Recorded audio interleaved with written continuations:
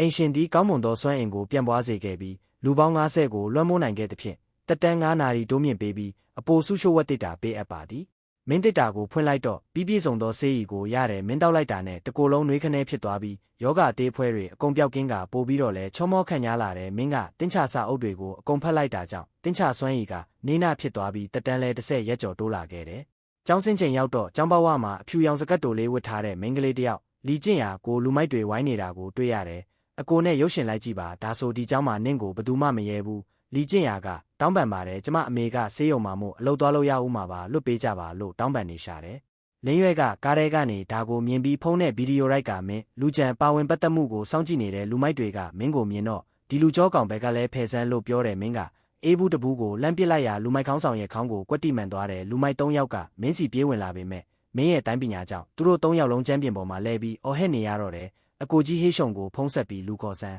မကြခင်မှာပဲလူပေါင်း100နီးပါးရောက်လာကြတယ်လူမိုက်ခေါင်းဆောင်ဟေးရှုံကကိုလုံးကြီးကြီးနဲ့ရောက်လာပြီးမင်းကိုမြင်လိုက်တဲ့အခါမျက်နှာဖြူလျော်သွားပြီးတုံးလှုပ်သွားတယ်လက်လူအကိုကြီးဟေးရှုံကလူကြံရဲ့တပည့်ဖြစ်နေတာကိုသူကမင်းကိုဆေးလိတ်ကမ်းပြီးတုံတုံရင်ရင်နဲ့တောင်းပန်တော့တယ်ចောင်းသားတွေအားလုံးကလည်းလူအကိုကြီးလို့ပြိုင်တူអော်ကြတယ်ဟေးရှုံကမင်းကိုရန်စမိတဲ့လူမိုက်3ယောက်ကိုပါရိုက်ပြီးဒူးထောက်ခေါင်းတိုက်တောင်းပန်ခိုင်းနေမှာအင်းကအနိုင်ကျင့်တဲ့လူမိုက်တွေကိုမျိုးတဲကပါမောင်းထုတ်လိုက်လို့စနစ်ကတက်တန်း10နာရီထပ်တိုးပေးတယ်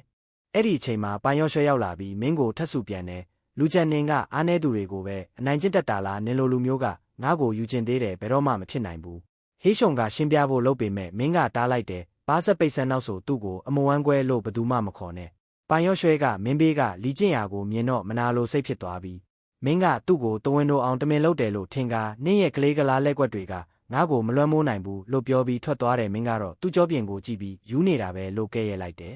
မင်းကចောင်းသားတွေကိုနောက်ဆိုအားနေသူတွေကိုမအနိုင်ကျင့်ပဲတရားမျှတမှုရှိကြပါလို့ဆုံးမဆက်ကားပြောလိုက်တယ်ចောင်းသားတွေကတရားမျှတမှုလို့အော်နေကြတော့ရဲကားတွေရောက်လာတယ်